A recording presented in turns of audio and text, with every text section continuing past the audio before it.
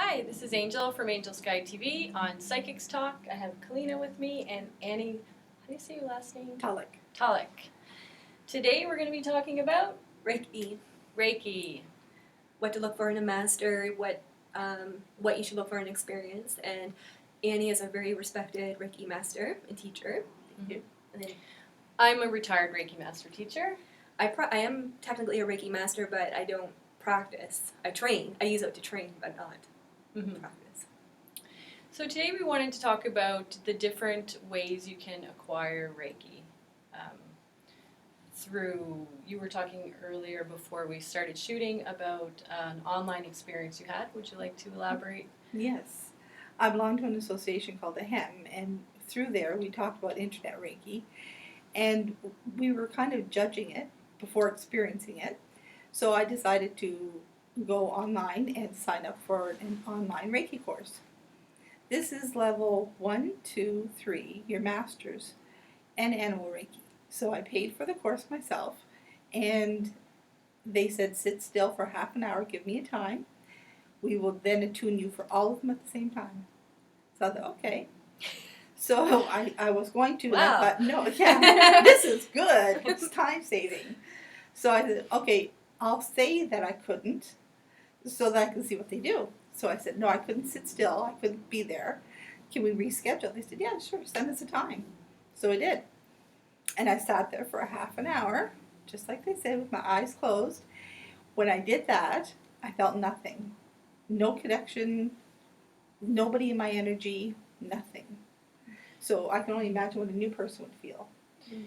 So when I trained as a Reiki Master, I had two teachers. My first level was one teacher, and she said, you have to wait a year before you can get your second level. And when I waited, and then I found another teacher because she had moved away, Jill Highland, who's absolutely amazing. I don't know if you... No, I don't know her. No, she's amazing. She incorporated crystals and shamanism into the Reiki. So she did level 2 and then had to wait another year for level 3. Master teacher was like a whole weekend kind of a thing. But that seems kind of bizarre to do it all in one. Like, what was the sitting time? Half an hour? Or? A half an hour. And Wow. I felt nothing. They didn't check to see if I felt anything. They didn't check to see if I had any questions.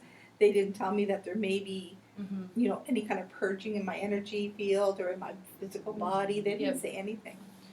Wow, you did mention that the information they sent you was good. Excellent. It was good information. Yeah, if I was a new person starting Reiki, that information would have been extremely helpful. Okay. And they sent you certificates that you could plug your own name in. Oh. Yeah. Okay. So was the online experience, like, did they talk to you, or was it just send information and this is your time to get your attunement for every level and animal Reiki? That's and how much was that? It was, I believe, about $55 for all of them. Wow. That's a pretty good price. I mean, I can see why that would be attractive. Because I know a lot of people do, like, overcharge for Reiki. That was, I loved my Reiki Master was like, no, I'm not going to overcharge. It's like, exactly. But she had to charge, obviously. She had to rent a space and that kind of thing. But $50 seems incredible for every level. And yeah, but then, unfortunately, these people who have not been supervised, who take this course, can go ahead and teach them. Oh, yeah. There is the problem. Yeah. And they don't check. They have never once checked with me, not once, to say, have you practiced? Do you have any questions? That's very frustrating because, like, even I've seen on Facebook, I forget who it was, but there was a 2-for-1 in one day, so level 1, level 2, and then the master teachers the weekend after, and I believe the price was $1,300 for it, but you can't train in that short period of time, and basically tell the students that, no, you're a master now, off you go. The way that I look at it, it's just such a weird philosophy in the West. Like, I think we want everything so instantaneously without any effort on our part. Like, I have a background in yoga, and I trained to become a yoga teacher without knowing if I would become one.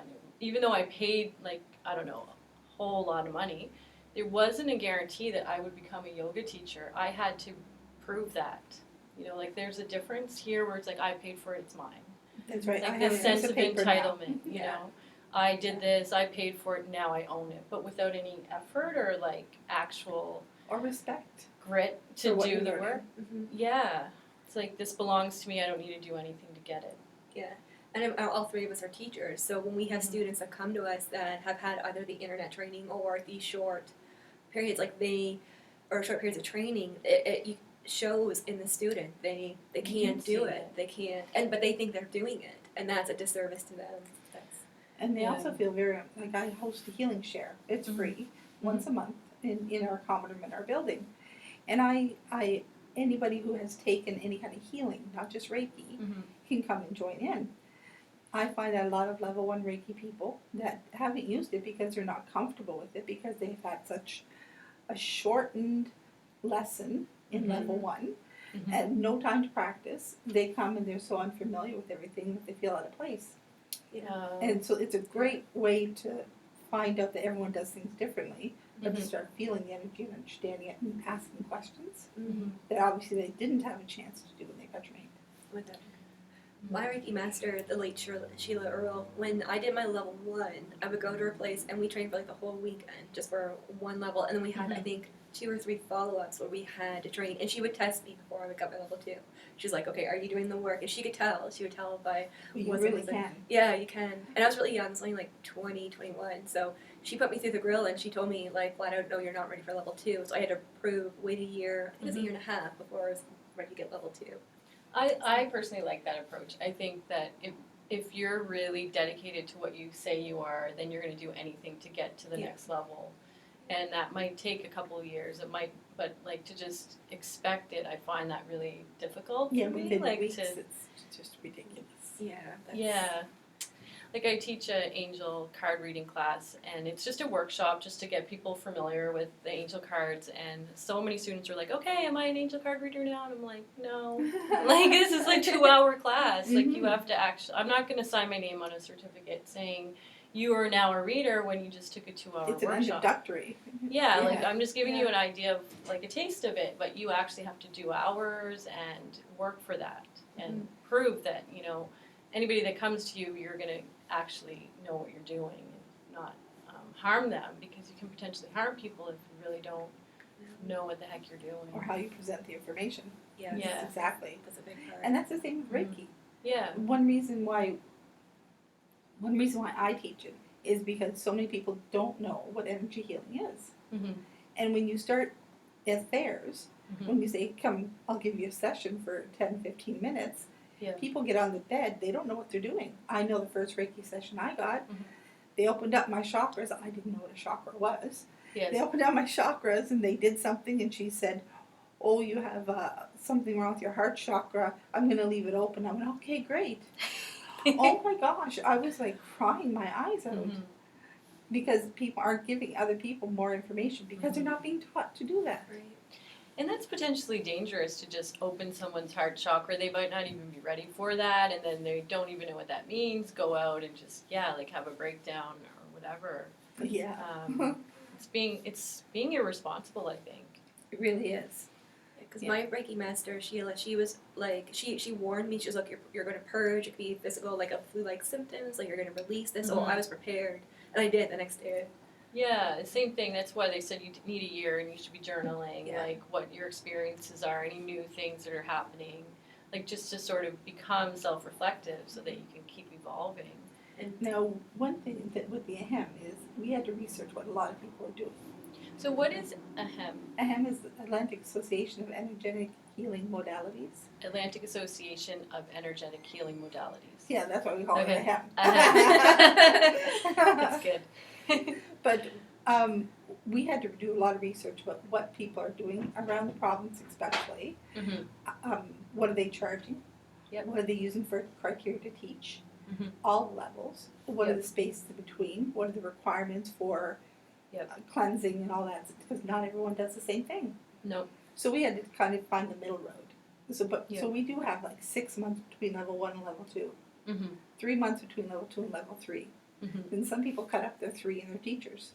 Yes. So there is a definite line saying, because you don't want them to, like you guys said, you don't want them to learn it really quickly. No, you gotta take your time. No, and if you look back at ancient philosophies, that never happened. Like, you never paid to receive any like spiritual training. You were actually, they would see you and say, you're ready. Mm-hmm. You were initiated, and then you had to work your ass off, to become whatever they saw in you. And you might not succeed in a week or in a year. It was, hard training. Ongoing. Like, they tested every part of you and grew you. So I find now this commodity of spirituality is slightly irritating, just because it's, oh, I'm this, and I'm this, because I paid $50 or I have the Labels. money or Yeah. to buy this and that. And then also on the teacher's end, where you're overcharging, I don't know, like, you do have to charge, but some people, are you really giving anything?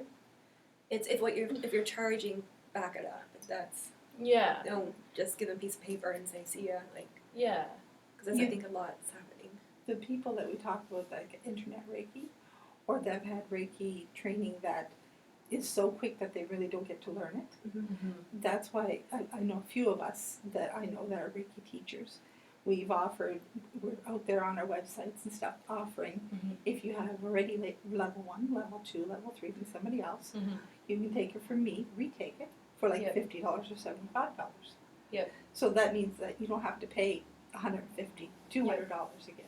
Right. But you get fresh information. That's So good. what is the going rate for Reiki nowadays? When I did my research, it ranged anywhere between $100 and $250 for level 1. 100 to 250. Level 2, it was much more expensive. It was like $200, $500. Okay. Level 3 is some of them are crazy, like $500 and up. Wow, I should come out of Crazy. retirement and start teaching. I couldn't believe it, and I said I wouldn't be able to afford to take it. No. Like, so I don't charge that much, but there's no way that Yeah. I don't know anybody who does around here In Nova charge that Scotia. much. Yeah, I think the most I've seen it in Nova Scotia was around 250, maybe, for level 2. Two. Yeah. 200, a little under 200, I've seen that seems to be common. Yeah, around 200 is what I have seen, Yeah, and 300 to 350 for the level 3 and teachers. yeah. So, if you're paying $1,500, you're getting ripped off, basically. I would say. That's a lot. I know my master's, now my Genesis is 17, 18 years ago, so I paid $100 for the level 1, $250 for level 2, and then hers was actually $800 for the master's, but like you've It trained. was a long time. It was a lot. It was over. It wasn't like what class. It Yeah. was basically Mhm. a year Yeah, training. you get what you pay for. Yeah, right? exactly. And she Mhm. tested you. She grilled Yep. you. So that's kind of what for students starting out. Look for that. Look for it. Yeah, like they're teaching. So yeah, that's a good point. Like, you should actually maybe sit with your potential Reiki master and ask a lot of questions. Yeah. That's right. I tell all my students, if you're going to get into Reiki, call the master and just take a 2-minute conversation and just ask them, do you have a connection with them? That's another thing too. Like, make sure you have a connection with your teacher, because I've had some really great teachers. They know what they're talking about, but I didn't connect with them. And That's right. Yeah, that's important. I think so too, because everyone's energy is so different. yeah, you learn different Mhm. ways. And Now, when you talk about Reiki, I first learned Jikiden Reiki, and that Okay. was, in 2009, I learned Jikiden Reiki, and I came upon it by accident. Mhm. And that's a different Reiki than the Western Isn't Reiki. Like, straight from the source or something. It's Yeah. Yeah, and it's a gentleman from Japan comes down to teach Mhm. it once a year. I've So I've heard taken of it this. from him 3 times now, Oh, wow. and it's more expensive. Mhm. It travels all this way. It has to have an interpreter. Yeah. But it's a more basic form of Reiki. So, Mhm. okay, you hurt? There you go. I'm healing you. Mhm. It's none of this energy work and sweeping. It's tapping and it's rubbing. And Oh, so it has a little bit like an acupressure kind of component almost. they wouldn't call it that. It's much, but it's very physical. Mhm. I have a random question for you guys. Mhm. Dr. Yusui, I read that he used only his middle finger because he called it the fire finger. Do you guys know a bit about that? I heard that he I did don't call it the fire finger, but I didn't hear that that's the only finger Okay. that he uses. That was what my master taught me, and I was wondering if you guys noticed, because I do notice a difference. Like, if I'm focusing, Annabelle, my cat, so I'll do that Yeah. because she'll react more to it than if I just use my hand. It just Well, that's the pericardium point, is the middle finger. So the pericardium is the heart bag or the shield that protects the heart. So in the heart, it is the fire element. So that Oh, makes that sense. makes sense. interesting. It all kind of Yeah. comes together, doesn't it? Yeah, Yeah. that's interesting. Yeah, the ministerial fire is the what it's. Is it right on the tip of the? It's right in the middle tip. Okay. That's pericardium 1. Okay. So if you wanted to activate, you could probably just keep pushing it. Yeah, well, a lot of times it's all the nail points are used to kind of like in emergency situations you can like prick them and bleed them Mhm. to get excess Mm. fear, shock, that kind of thing. That's not the only thing they're used for, but it's to calm the mind, because the heart is in control of the mind in Chinese medicine Okay. or Shen. Shit. Yeah, I've studied last night. I have an exam in a couple of days. You're doing well. So, And there's a mudra where you're touching each one of the fingertips. yeah, there's yeah. so many mudras. Yeah. Like, that's And a that whole one is other a- university But degree. that's one that I do a lot for concentration. Yeah. Yeah. Yeah, there's several, like chin mudra, but there's a lot of mudras that, there's some that are really, really Yeah, bizarre. I do the chakra You're like, ones in my Reiki class. I tell them about the chakra ones. Yeah. Yeah. 'Cause It goes with the chakras. It yeah. does. It helps. Mhm. It helps amplify. Yeah. Interesting. So yeah. I think for students, like if you're looking for Reiki, there's some things I think, just some very basic things you should look for. And one, the connection. Mhm. Make sure you get your money's worth. Is there anything that you guys want to add to that? That they have a manual Yes, A that's manual, a good yeah. one. and that you actually get hands-on practice. Mm-hmm. Mhm. Yeah, I know with my Reiki Master, she encouraged us to form a group after the class where we practiced on each other pretty frequently between levels. I think that that's important because you can learn something in a classroom and it's amazing and the information's great, but if you don't actually practice, you kind of lose You the definitely do. information pretty quickly. Very. So I think it's important to practice. And then what's like a Reiki session, like to go get a Reiki session, how much should someone be charged for that? Is there like a going rate or? I don't know what the going rate is. I charge like a $1 a minute type of thing. Yep. Some people charge 40, some 60. It all depends. Oh, like for an hour, like Yeah. 60 an hour. And I know that some people even charge more than that because they're doing them even, excuse me, they're doing them at Massage Addict, they're doing Reiki sessions. Yes. and- Oh, So there's I so didn't many know places that. that are doing them now. yeah, that's really good. That's actually really positive that more people are accepting. Now, has AHEM, is it AHEM? Have they been successful in getting insurance companies to recognize Reiki as like a, Not insurance companies to recognize it. That's done in a different process. okay, But they offer, BFL offers discounted insurance for members. 'Cause Oh, okay. Reiki, people who do Reiki for other people, Mhm. they don't seem to get insurance. This is something that's lacking yes. in this province. What's BFL? It's just an insurance broker company. Okay. I don't know what it stands for. Okay. I could make something up. We'll be good. But energy work is obviously doesn't harm people. However, like I said, if someone's new to it and Yes. does not understand it and they walk away and they have a pain, they could think it was you. Or if they think you I treated see. them inappropriately, Yes. you have to be able to protect yourself. There has been instances where people have been doing Reiki inappropriately. I know of a few. We won't go there, but No, we won't. definitely you don't want people hands-on anywhere that you don't want hands-on. Exactly.